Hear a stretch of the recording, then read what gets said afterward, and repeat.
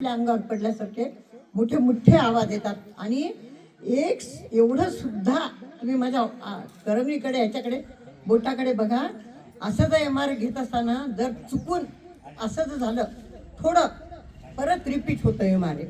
असा MRI 2 तास चालतो. पेशंट को हिलना नाही म्हणतात ते पाहणारे. आपण हल्लेले नसतो पण त्यांना कळतं की आपल्या बॉडीचा कुठला तरी पार्ट थोडा तरी हालत आहे. अशा प्रकारचे MRI केले मी. मला कुठेही गुण आला नाही. डॉक्टरांनी मला गोळ्या दिलेल्या आहेत त्या पण मी घेत आहे. आणि मग शेवटी मला निरामयमध्ये गेले मी पुण्याला.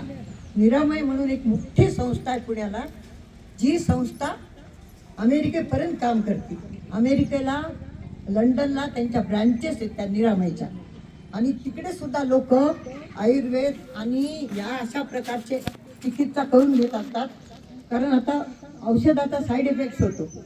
आणि मला 5 ते 6 डॉक्टरनी सांगितलं होतं की तुमचं ऑपरेशन करावं लागेल MRIचा रिपोर्ट. पण मी ऑपरेशनला तयारच झाले नाही. माझं मनही तयार व्हायला होतं का त्याचा जर थोडासा काहीतरी साईड इफेक्ट झाला शरीरावर तर पाय तरी लुळा पडतो म्हणे, पाय तरी घासत चालावं लागतं म्हणे, आणि बसता येत नाही, उठता येत नाही, तो वेगळा त्रास असतो. आणि ते सुद्धा टाळून टाकलं.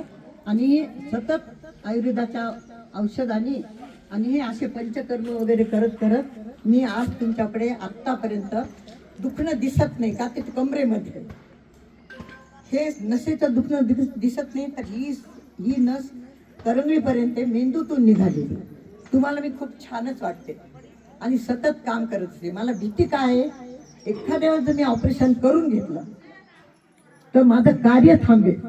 आणि मला आता काम करायचं ते शेवटच्या क्षणापर्यंत काम करायचंय. माझं गाव सगळ्या गोष्टीने सहकार्य करते. मला अमेरिकेला गेले, लंडनला गेले, मुंबईला राहिले, पुण्याला राहिले. आणि योगायोगानं माझे डेन्मार्कला पण स्वतःचं घर आहे. माझा एक पुतण्या तिकडे असतो आणि अमेरिकेत पण आमचं घर आहे. पण मला 12 शिवाय कुठेच आवडत नाही. 12 हेच माझ्याकरता सर्वात सुंदर ठिकाण आहे. योगायोगाने आता संध्या इथे आलेली आहे.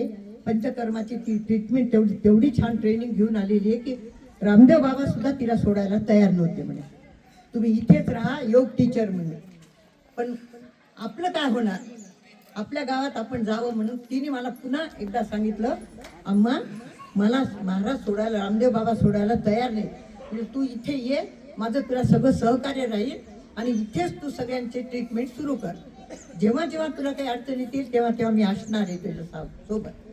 पण कुठे ना कुठेतरी दान करायचंच आहे. ही जी पंचकर्माची रूम आहे, 10 दिवसाचा जर तुम्ही कोर्स केला शहरामध्ये जाऊन तर कमीत कमी 15,000चं बिल होते. हे का सांगते मी, तर तुम्ही ही ट्रीटमेंट करून घ्या. ह्या पंचकर्माच्या रूमचा तुम्ही चांगला उपयोग करून घ्या. ती खूप छान सुंदर ट्रीटमेंट करते. पण थोडंसं एक वेगळा विषय बोलते मी. पण काही ना काहीतरी तिची जी ठरलेली फीस आहे, तुम्हाला एकदा 10,000 देणं झालं नाही, तुम्ही 2-2 हजार द्या, ते तिचा प्रश्न आहे. तिचा प्रश्न खूप मोठा आहे. मी इथे पंचकर्माची रूम बांधून दिलेली आहे आज. आता मला वाटलं कोणाला तरी बोलवावं लागेल, इतकं छान काम करणार की नाही. पण श्याम माझाच 12वीचा विद्यार्थी, मला माहिती नाही, तो मला वाटायचं ते शेतीचे अवजारच तयार करतो की काय, नांगर वगैरे, मला काही कल्पना नाही ना. ते इथे आणि मी वाड्यामध्ये, ते वाड्यामध्ये नाही, मी वाड्याच्या बाहेर येऊ शकते. पण मला असे तुमच्यासारखे सांगतात. मग आमचे राजू कोटापल्ले म्हणाले, अम्मा तिकडे कशाला मेकॅनिक आणायचा, इथेच आपला श्याम इथे पण येतोय, त्यालाही उपयोग होईल. त्याला पण माझ्यासारखाच मणक्याचा त्रास झालेला. माझ्या डॉक्टरकडे मी हैदराबादला त्याला पाठवलं, होमिओपॅथिक डॉक्टरकडे. तिथे पण तो जाऊन आला. आणि संक्रांतीचा तिळगुळ आणि दसऱ्याचं सोनं तो कधीच द्यायला विसरत नाही. तो माझ्यापाशी येतो, आलं की मी त्याला त्याची तब्येत विचारत असते. आणि मग मला सगळ्या लोकांनी सांगितलं, अम्मा श्यामच छान शेड करणार आहे. म्हणजे किती छान आहे, माझाच विद्यार्थी, त्याला गरज आहे, कामाची गरज आहे. ह्या रूममुळे त्याला काय होईल, प्रोत्साहन मिळेल की अम्माने माझ्या हातानं रूम करून घेतली. मग त्याला आता तुमच्यासाठी कोणी काम देऊ शकता. तुम्हाला मी स्पष्ट सांगत आहे, त्याचा हात चालू ठेवा. माझा हात जिथे जिथे जिथे जिथे माझी गरज असेल, मला तुम्ही मागू नका तोंडानं, मी माझ्या स्वेच्छेनं तुम्हाला मदत करायला तयार आहे. आता एवढं बोलून थांबते, कारण महाराजांना पण ऊन लागत आहे आणि आपण 4 शब्द महाराजांची पण ऐकून घ्यायचं आहे आपल्याला.